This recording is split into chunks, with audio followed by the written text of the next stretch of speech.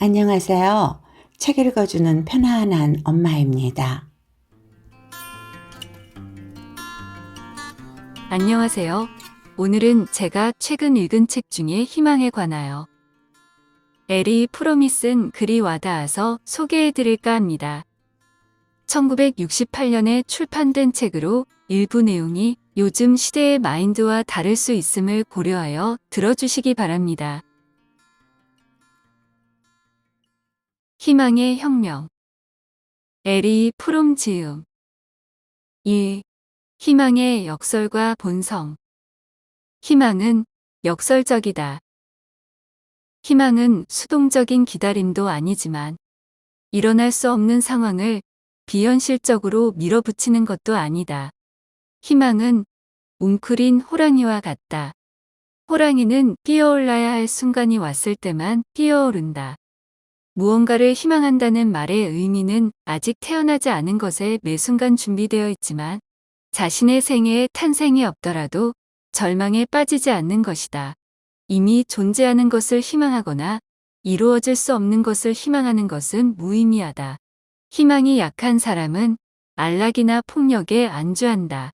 하지만 희망이 강한 사람은 새로운 생명의 모든 신호를 눈으로 보아내고 소중히 여기며 매 순간 태어나려 하는 것의 탄생을 도울 준비가 되어 있다. 희망에 관한 혼란 중에서도 가장 주요한 것은 의식적인 희망과 무의식적인 희망을 구분하지 못하는 것이다. 이는 물론 행복, 불안, 우울, 지루함, 미움 등 다른 많은 감정적 경험에서도 일어나는 오류다. 사람들은 대부분 두려움, 지겨움, 외로움, 절망 같은 느낌을 자기 자신에 대해서도 인정하지 않는다. 즉, 이런 느낌에 대해 무의식적이라는 의미다. 우리의 사회적 양식을 보면 성공한 사람은 두려움, 지겨움, 외로움 등을 느끼지 않아야 한다. 성공한 사람은 이 세상을 최고의 세상이라 여겨야 한다. 승진의 기회를 최대로 끌어올리기 위해서는 의심, 우울, 지겨움, 절망뿐만 아니라 두려움도 억눌러야만 한다.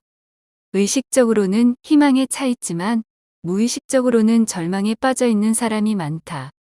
그리고 그 반대인 사람도 있다. 희망과 절망에 대해 알아볼 때는 사람들이 자기가 무엇을 느낀다고 생각하는지가 아니라 그 사람이 정말로 느끼는 것이 무엇인지가 중요하다. 사람들이 하는 말만 들어서는 이것을 파악할 수 없다. 그보다는 표정, 걸음걸이, 자기 눈앞에 있는 것에 관심을 가지고 반응할 수 있는 능력, 광신주의와 거리를 두는 태도 등으로 파악할 수 있다. 광신에 빠져 있지 않다는 것은 합리적인 주장에 대해 귀를 기울일 수 있는 능력으로 드러난다. 이 책에서 사회 심리적 현상에 적용하고 있는 역학적 관점은 대부분의 사회과학 연구에서 채용하는 서술 위주의 행동주의적 접근 방식과는 근본적으로 다르다.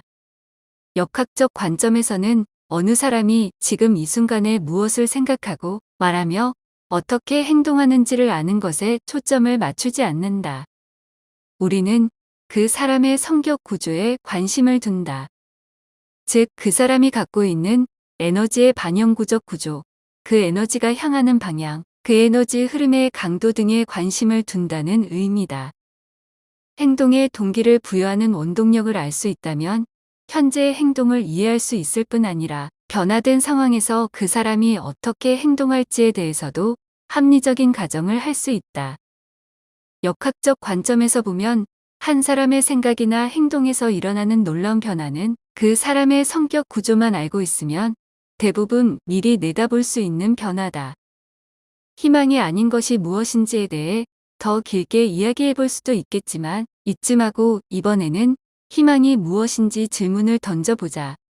희망을 언어로 표현하는 것이 가능하기나 할까? 아니면 희망은 시, 노래, 몸짓, 표정, 행동을 통해서만 소통할 수 있는 것이 아닐까? 다른 인간 경험들과 마찬가지로 언어는 경험을 표현하기에 부족한 점이 많다. 사실 대부분의 경우 언어는 그 반대의 일을 한다. 오히려 경험을 모호하게 만들고 해부해버리고 죽여버린다. 사랑, 미움, 희망에 관해 얘기하다 보면 자기가 원래 말하려던 것과의 접점을 농쪄버리는 경우가 너무 많다. 시, 음악 그리고 다른 형태의 예술들이 인간 경험을 묘사하기에는 훨씬 적절한 매체다. 이들은 표현이 정확하고 인간 경험을 적절히 표상하기 위해 가져오는 진부한 용어들의 추상성과 막연함을 피할 수 있기 때문이다. 하지만 이런 단서들을 진지하게 받아들인다면 시의 언어가 아니어도 경험을 다루는 것이 아예 불가능하지만은 않다. 다만 사람들이 누군가에게 하는 경험을 어느 정도라도 공유하지 않고서는 불가능할 것이다. 경험을 서술한다는 것은 그 경험의 다양한 측면을 지적함으로써 글을 쓴 사람과 읽는 사람 모두가 자신들이 동일한 것을 지칭한다는 것을 알 수 있는 소통을 확립한다는 의미다. 이제 이 시도를 해볼 텐데 그 전에 독자에게 부탁할 것이 있다. 희망이 무엇이냐는 질문에 대해 나와 함께 파고들되 내가 그 대답을 해줄 것이라는 기대는 하지 말라는 것이다. 나로서는 이 대화가 가능해지려면 자기 경험을 끌어들여야 한다고 부탁할 수밖에 없다. 희망이란 존재의 상태다. 준비가 되어 있는 내면의 상태. 열정적이지만 아직 쓰이지 않은 능동성이다. 활동, 액티비티라는 개념은 현대 산업 사회에서 가장 널리 퍼져 있는 인간의 오해에 기반하고 있다. 우리 문화 전반은 활동에 맞춰져 있다. 활동은 바쁘다는 의미이며 바쁘다는 것은 비즈니스의 바쁨을 의미한다. 이 문장은 영어로 일을 말하는 비즈니스와 바쁨을 의미하는 비즈니스를 지칭하는 것이다. 사실 대부분의 사람은 너무 활동적이어서 아무것도 안 하고 가만히 멈춰 있을 수가 없다. 심지어 사람들은 여가도 또 다른 형태의 활동으로 바꾸어 놓는다. 돈 버는 활동을 하지 않는 시간에는 드라이브를 즐기고 골프를 치고 무의미한 잡담을 나눈다. 사람들이 두려워하는 것은 정말 아무것도 할 것이 없는 순간이다. 이런 종류의 행위를 활동이라 부를지 여부는 용어 선택의 문제다. 진짜 문제는 자기가 대단히 활동적이라고 생각하는 사람들 대부분이 자신이 그런 비즈니스, 즉 바쁨의 상태에 있는데도 대단히 수동적이라는 사실을 인식하지 못한다는 점이다. 이들은 다른 사람의 잡담이든 영화 관람이든 여행이든 소비의 형태에서 오는 다른 형태의 짜릿한 쾌감이든 끊임없이 외부에서 자신을 자극해 줄 것이 필요하다. 심지어 섹스 파트너로 삼을 새로운 남자나 여자를 찾기도 한다. 이들은 자신을 자극하고 흥분시키고 유혹해 줄 대상이 필요하다. 이들은 언제나 달리기만 할 뿐 결코 멈추는 법이 없다. 이들은 항상 무언가에 빠져들 뿐 거기서 결코 깨어나지 않는다. 이들은 자기 자신과 직면했을 때 생겨날 불안에서 탈출하기 위해 무언가를 해야 한다는 강박에 빠져 있을 뿐인데도 자신을 대단히 활동적인 사람이라 상상한다. 희망은 생명과 성장에 수반되는 정신 상태다. 햇빛을 받지 못하는 나무가 햇빛이 오는 방향으로 몸을 구부린다고 해서 그 나무가 사람과 같은 방식으로 희망한다고 말하지는 않는다. 인간의 희망에는 그 나무에는 없는 느낌과 인식이 함께하기 때문이다. 하지만 그 나무가 햇빛을 희망하고 태양을 향해 몸을 구부림으로써 자신의 희망을 표현하는 것이라 말해도 틀린 얘기는 아니다. 갓 태어난 아기는 다를까? 인식은 없을지라도 그 아기의 활동은 태어나서 독립적으로 호흡하려는 희망을 표현한다. 젖을 빠는 행동 또한 엄마의 젖가슴에 대한 희망이 아니던가. 아기는 두 발로 서서 걷기를 희망하지 않던가. 아픈 사람은 건강해지기를 희망하고 수감된 죄인은 자유로워지기를 희망하고 배고픈 자는 먹기를 희망하지 않던가. 우리는 잠이 들면서 내일 다시 일어나기를 희망하지 않던가. 3. 신념. 희망이 사라지면 실제로든 잠재적으로든 생명도 끝이 난다. 희망은 생명의 구조에서 그리고 인간 정신의 역학에서 본질적인 요소다.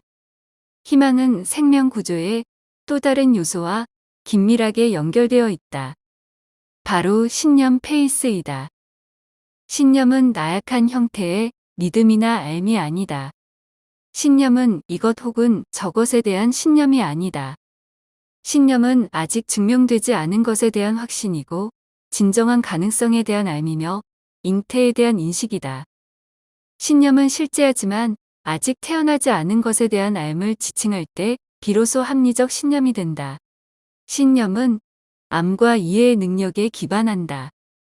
이 암과 이해는 표면을 뚫고 들어가 그 핵심을 본다.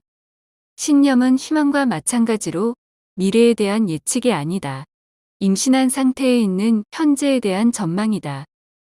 신념은 확실성이라는 말이 있지만 여기에는 단서가 필요하다. 의심의 여지 없이 확실한 예측이 가능하다는 의미가 아니라 가능성이 실제로 확실하게 존재한다는 확실성을 말한다. 아기가 조산으로 사산될 수도 있다. 출산 과정에서 죽을 수도 있다. 그리고 태어나서 생후 2주 만에 죽을 수도 있다. 이것이 신념의 역설이다. 즉, 신념은 불확실한 확실성이다. 인간의 비전과 이해라는 측면에서의 확실성이지, 실제로 일어나는 최종 결과에 대한 확실성이 아니다. 과학적으로 빤히 예측할 수 있는 사건에 대해서는 신념이 필요하지 않다. 그리고 아예 불가능한 일에 대해서도 신념이란 것은 존재할 수 없다. 신념은 살면서 자신을 스스로 바꾸어 본 경험을 바탕으로 나온다. 다른 사람들도 변할 수 있다는 신념은 내가 변할 수 있다는 경험에서 나온 결과다. 합리적인 신념과 비합리적 신념 사이에는 중요한 차이가 있다. 합리적 신념은 생각이나 느낌에서 자기 내면의 능동성으로 생기는 결과이지만 비합리적 신념은 진실이든 아니든 따지지 않고 무조건 진리로 받아들인 무언가에 굴복해서 생긴 결과다. 모든 비합리적 신념에서 본질적인 요소는 수동적인 성격이다. 그 대상이 우상이든 지도자든 이데올로기든 상관없다. 심지어 과학자도 자신의 창의력에 대해 합리적인 신념을 갖기 위해서는 전통적 개념에 대한 비합리적 신념에서 자유로울 필요가 있다. 일단 자신의 발견이 증명된 후에는 그 다음 단계를 생각하는 경우가 아니면 더는 신념이 필요하지 않다. 인간관계의 영역에서 다른 사람에 대해 신념을 갖는다는 말의 의미는 그의 핵심에 대해 확신한다는 의미다. 즉, 그의 근본적 태도의 신뢰성과 불변성에 대한 확신이다. 그와 동일한 의미에서 우리는 자기 자신에 대한 신념도 가질 수 있다. 자신의 의견이 변하지 않을 거라는 신념이 아니라 삶에 대한 기본적인 지향점, 자신의 성격 구조의 기질에 대한 신념을 말한다. 이런 신념은 자신에 대한 경험, 나라고 정당하게 말할 수 있는 능력, 자신의 정체성에 대한 느낌으로 길든다. 희망은 신념에 동반되는 기분이다. 희망이라는 기분이 없이는 신념이 유지될 수 없다. 그리고 희망은 신념 말고는 다른 기반을 가질 수 없다. 오늘 소개해드릴 부분은 여기까지입니다. 다음에 나머지 희망 부분을 마저 낭독하여 올리겠습니다. 예전에 어딘가에서 희망이 있는 한 사람은 죽지 않는다라는 글을 본 적이 있습니다. 그러면 오늘도 행복하세요.